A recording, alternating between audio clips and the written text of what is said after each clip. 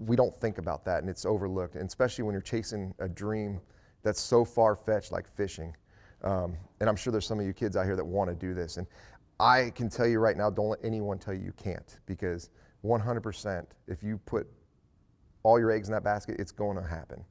It just may not happen the way you expect it. It may take a little bit more time. It may be really quick. The road is unexpected, but it's so much fun getting there.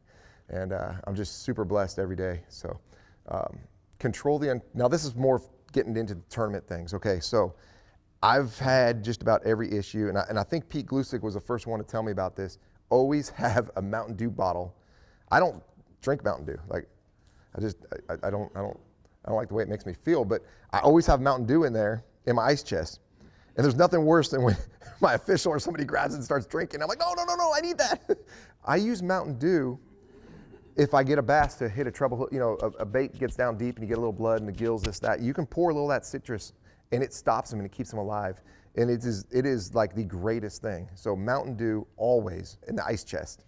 It doesn't even have to be in the ice chest. Maybe I need to hide it somewhere. Just get you a bottle of it, you pour a little bit in it, and you'll save those fish, because at the end of the day, it's ounces that cost you a lot of money. And most of the tournaments we fish, some tournaments, if you have a dead fish, it doesn't even count. Like some of these local tournaments that we fish out back home.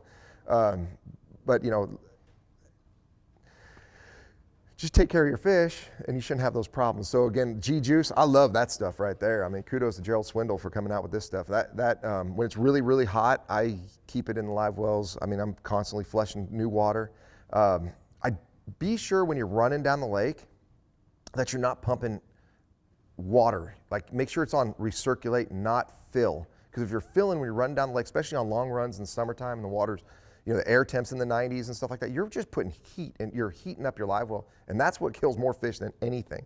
So make sure that you're just running recirculate, and I'll put that on manual. When I'm making long runs, recirculate's on manual when I'm making those long runs, and I make sure there's some G-Juice in there. Scissors, I had to put that on there because there's nothing worse than getting out there and you got braid or something and you can't find scissors. So I'm not sponsored by a scissor company or anything like that, but Bubba, you guys are familiar with Bubba Knives and Bubba Blade, like they've got a pair of scissors the rubber cut, they cut braids so well. So I get like 3 pairs and they're just on the floor. I mean, there's scissors. Like, I've always got scissors, plenty of them, not just 1 pair, like 3 to 5 pairs.